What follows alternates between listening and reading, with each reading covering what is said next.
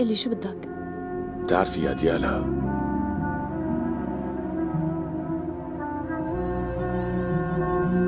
أنا ظنيت إنك حبيتيني، بس لو ما كنت هيك بيوم بعمل أي شي بس كرمال آخدك.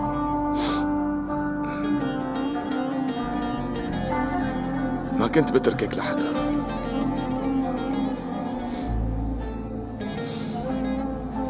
بس بعرف إني مو مناسب إلك. أصلاً أنتي بتحبي الدكتور،